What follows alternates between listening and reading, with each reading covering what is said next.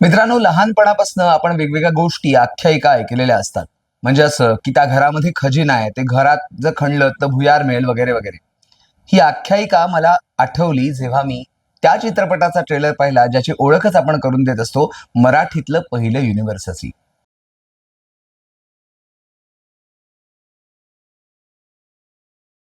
मी गणेश आचवल स्वामी कृपा क्रिएशन्स मध्ये तुमचं स्वागत करतोय आणि मुख्य म्हणजे घबाडकुंड या बहुचर्चित चित्रपटाचा ट्रेलर नुकताच प्रदर्शित झालेला आहे. त्याची समीक्षा आपण करतोय.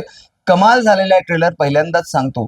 मुळातच गूढपट किंवा गूढ कथा जेव्हा जॉनर असतो चित्रपटाचा, रहस्य, हॉरर, हे सगळे एलिमेंट्स आपल्याला जाणवतात जेव्हा आपण हा ट्रेलर बघतो तेव्हा. मुळातच ट्रेलरची सुरुवात अतिशय उत्तम पद्धतीच्या संवादानं होते, ती म्हणजे ही विहीर मायावी आहे.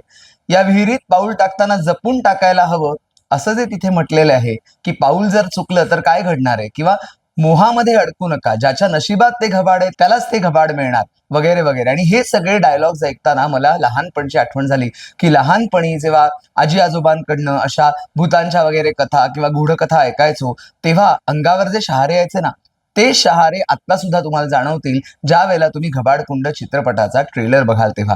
मुख्य म्हणजे देवदत्त नागे, कुशल बद्रिके, वैष्णवी कल्याणकर, शशांक शेंडे अशी भली मोठी फौज या चित्रपटात आहे. आणि मुख्य म्हणजे शशांक शेंडे यांच्या व्यक्तिरेखेचा जो लुक आहे ना, मांत्रिकाचा कमाल लुक आहे.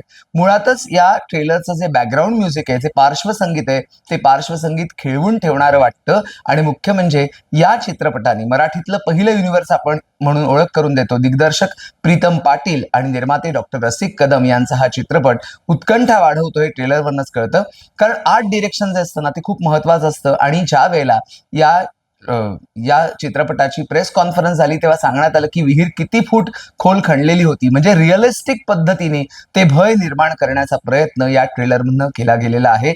अतिशय उत्तम पद्धतीचे रंगभूषा, वेशभूषा, फाईट सिक्वेन्स आणि खरोखरच त्यातले जे मेकअप आहेत ना, कलाकारांची जी रंगभूषा आहे ना, आणि जे डायलॉग आहे किंवा जो मंत्र वगैरे दाखवलेला आहे, ते ऐकताना खरोखरच अंगावर शहारा येतो, अंगावर काटा येतो. आणि मग उत्सुकता वाढते, की घबाड नक्की कोणाला मिळणार हे आपल्याला कळेल 19 जून 2026 ला.